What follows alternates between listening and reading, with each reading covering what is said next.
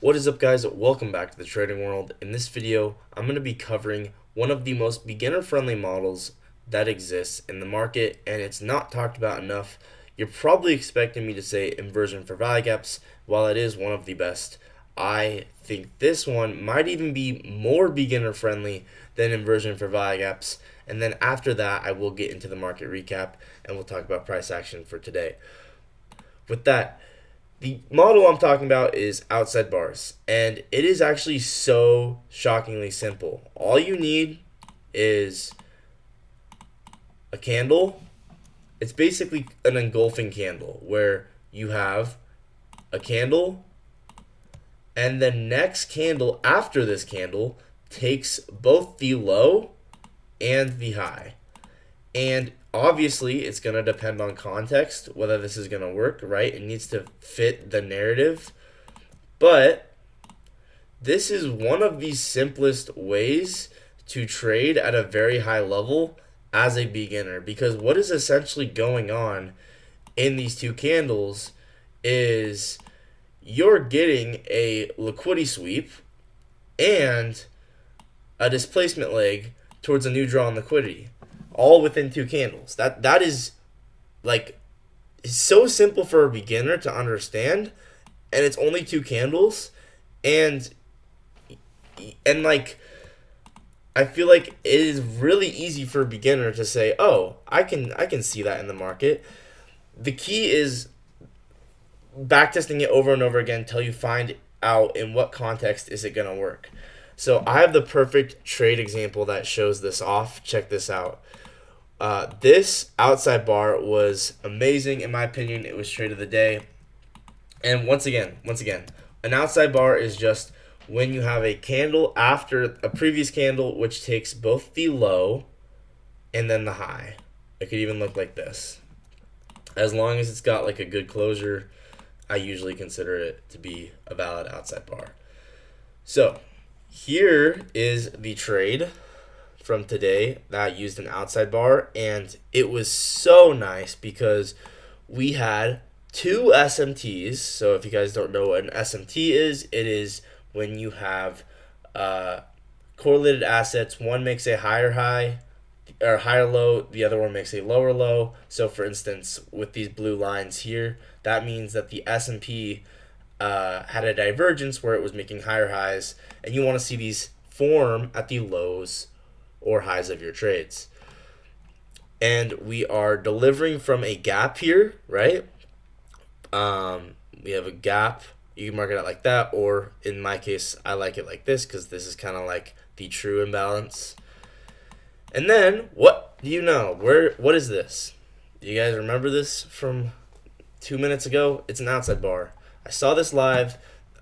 All of my best trades are honestly, a lot of them, not all of them, but a lot of my best trades have been outside bars lately.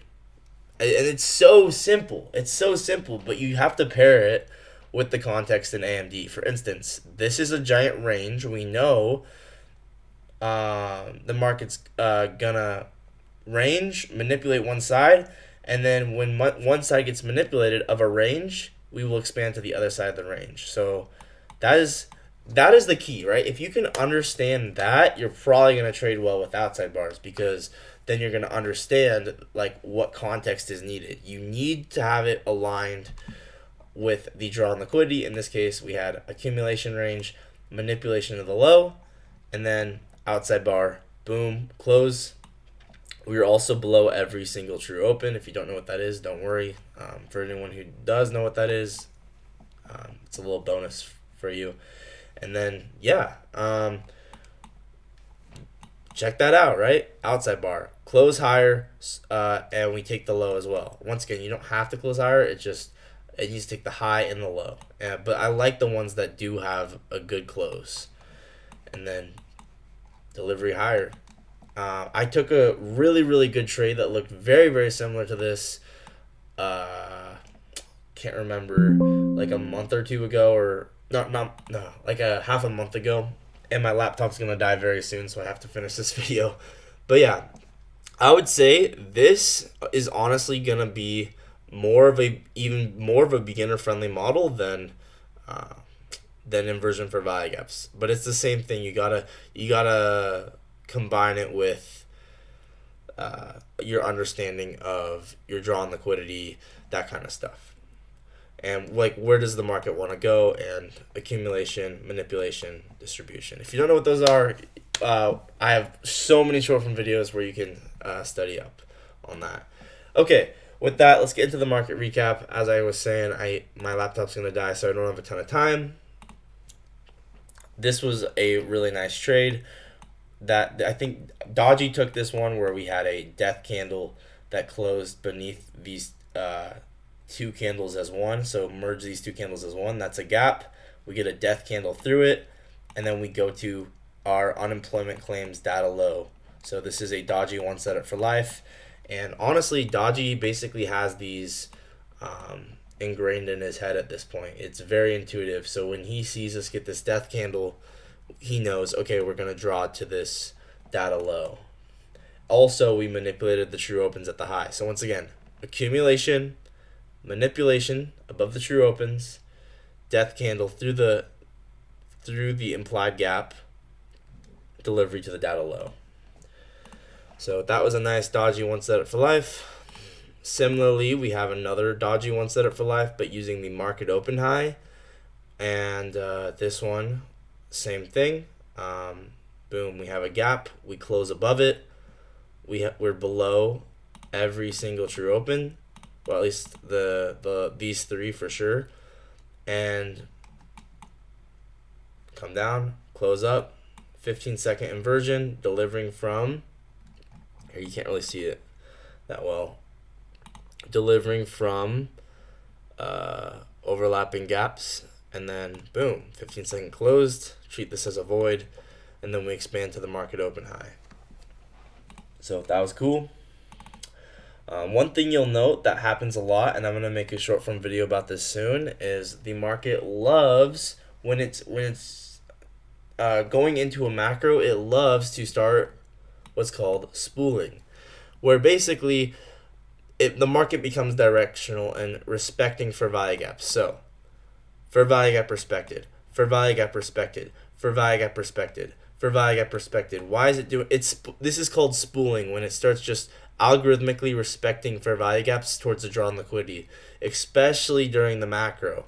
And when it does this, you know that the market it's algorithmically displacing all of these gaps are likely to hold, the bias, right? And then boom, we go to our drawn liquidity, which was the overnight gap. So if you guys don't know about the overnight gap, right, it's basically you switch this. So let me turn this off. You switch this to regular trading hours, and then you find the gap. These are likely to get drawn back into and get filled. So these are going to be really nice to target for your trades. So here is, or was that yesterday? Nope, that was today. So here is the gap from the close of that candle to the open of that candle. There you go. And what happens when I switch it back? So this is the gap between the New York close. Whoops. This is the gap between the close of how do I explain it? Of like, oh,